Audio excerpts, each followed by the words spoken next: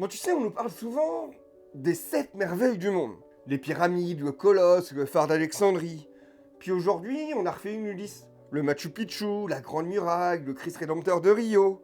14 merveilles pour toute l'histoire de l'humanité. Est-ce qu'on est vraiment sérieux?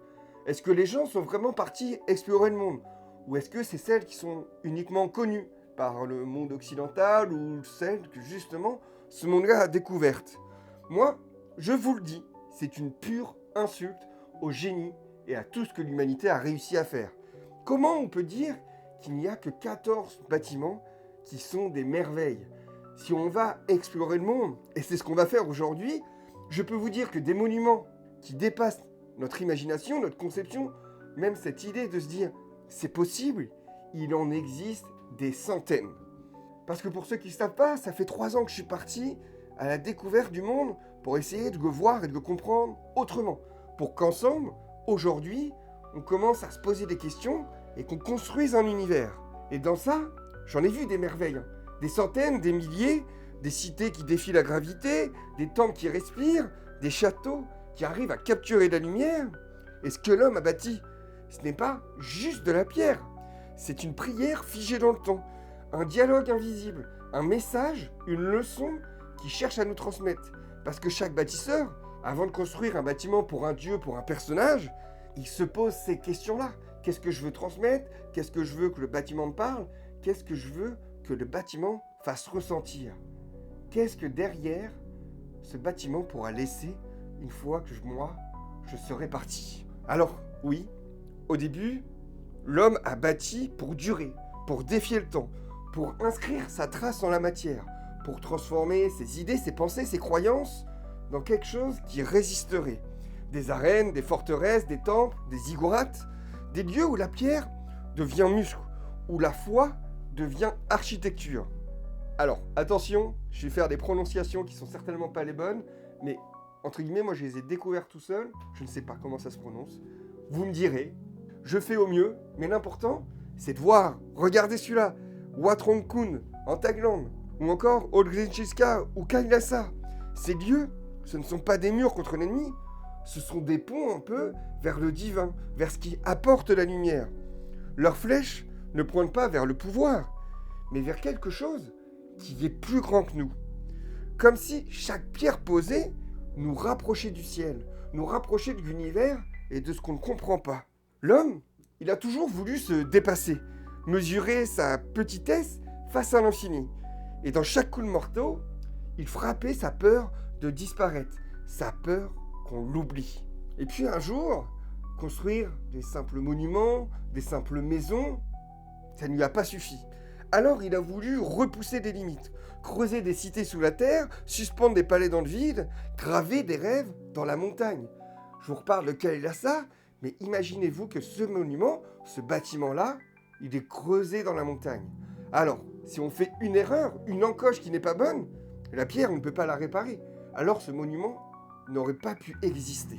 Et ce qui est impressionnant avec ce monument, c'est que la pierre, elle peut bouger, elle peut se mouvoir. Ils ont créé des mécanismes qui font qu'à l'intérieur d'elle-même, une vie existe. Et moi, j'ai trouvé ça magique. Et je me suis dit, en découvrant ça, mais qu'est-ce qu'il y a d'autre? Qu'est-ce qu'il y a d'autre qu'on ne connaît pas? Alors j'ai vu Barabar, des grottes creusées dans le granit qui résonnent à certaines fréquences et qui, selon certaines légendes, pourraient soigner. Ou encore Sigiraya, un palais en haut d'une montagne où aucun escalier n'existait. On pourrait aussi partir en Turquie, voir Derinkuyu, où il y a une cité sous la terre.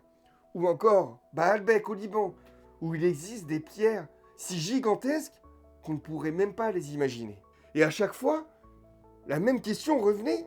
Mais comment ils ont fait? Comment c'est possible que les humains, avec leurs compétences, avec leur appétence, arrivent à sublimer autant les matières qui les entourent? Mais derrière ça, la vraie question, c'était pourquoi? Pourquoi on fait ça? Pourquoi sculpter des temples que, ça se trouve, personne ne verra? Pourquoi bâtir dans un désert, au milieu de nulle part, avec ses portes, regardez là? Pourquoi? Qu'est-ce qu'il voulait dire? Peut-être que c'était pour se souvenir que imaginer, en quelque sorte, c'est déjà bâtir. Alors je me dis que tant qu'il y aura des rêveurs, on aura des formes de bâtisseurs. Alors oui, nous aujourd'hui, ce qu'on veut, c'est pas construire un monument. Et pourtant, on est là, dans cette cabane que j'ai construite, à laquelle j'ai donné vie, à laquelle j'ai rajouté des symboles, des personnages, des lieux, pour qu'on arrive à se transposer, à se transporter. Parce qu'une idée, comme je vous l'ai dit, si elle n'a pas lieu, si elle n'est pas incarnée, alors elle meurt. Alors peut-être que moi aussi, sans le savoir, j'ai suivi ce qu'il voulait me dire. Et c'est ça que l'homme a voulu faire. Il a voulu bâtir pour transmettre, mais aussi pour émerveiller. Il voulait que le monde qu'il habite soit plus beau que ce qu'il imagine, soit plus beau que ce que lui proposait. Parce que lui aussi, à son époque, il se rêvait. Lui aussi, il se disait, ce monde, on pourrait en faire quelque chose d'extraordinaire. On pourrait le transformer, le sublimer, on pourrait l'enchanter. Et quand on regarde ses œuvres, quand on prend du recul, on voit une chose, la beauté. Et la beauté ici, elle n'est pas du tout l'opposé de la force, parce que ces bâtiments, avec leur structure, avec leurs arches, avec leur grandeur, ils ont une autre forme de douceur. Ce que la force bâtit, en fait, la beauté le rend éternel. Parce que dans nos âmes, dans nos cœurs, c'est ça qui nous touche. Quand on va voir la mosquée rose, quand on va voir le Taj Mahal, on ne se dit pas, oui, c'est juste de la pierre. On est juste émerveillé parce que dedans, on y retrouve une forme d'harmonie. On y retrouve quelque chose, comme je vous dis, qui nous parle sans réellement s'en rendre compte. Alors, oui, l'architecture, personnellement, je sais qu'il y a beaucoup de choses que je ne comprends pas. Par contre, j'arrive à la ressentir. J'arrive à voir que dans la pierre, il y a autre chose. Il y a une mémoire, un message, un symbole, quelque chose qu'on cherche à me transmettre. Parce que chaque mur raconte un rêve, chaque temple, une prière, chaque ruine, un espoir, quelque chose qui a vécu. Les merveilles, je peux vous en conjurer, elles sont pas sept. Regardez, là, je vois rien que le Mont Saint-Michel. Comment le Mont Saint-Michel ne peut pas être dedans? Alors oui, on est français, peut-être que ça nous touche plus. Mais imaginez un petit Indonésien au fin fond du Nil, il voit pour la première fois le Mont Saint-Michel, il ne peut pas se dire aujourd'hui que ce monument existe vraiment. Alors, découvrons ça. Chichen Itza, Nan Madol, Neftozon, qui a inspiré le château de Walt Disney, le Machu Picchu, vous connaissez, Angkor Wat, Sarkamande, le château d'Himeji qui a inspiré le château dans le ciel. Là, on pourrait avoir Petra, bien sûr, évidemment, Versailles, Furong en Chine. Qu'est-ce qu'il y a d'autre? Je peux vous dire que Abu Simbel, que je vois juste ici, enfin, il y en a énormément. Et je pense sincèrement qu'il faut qu'on remette tous ces bâtisseurs, tout ce qu'ils ont créé, au centre de notre histoire, au centre de notre univers. Parce qu'elles sont partout, dans plein de villages qu'on ne connaît pas, dans plein de lieux que vous n'osez imaginer. Alors, si nous aussi on était ce petit Indonésien, alors je ne sais pas pourquoi j'ai pris l'Indonésien, vous avez compris, c'est juste un exemple parce qu'il y a des îles qui sont un petit peu perdues. Et nous on se croit cultivés, nous on croit savoir. Mais je peux vous dire, on ne sait rien. On ne sait rien, on n'a rien vu. Alors, utilisons tous ces monuments, transformons-les et redonnons leur vie.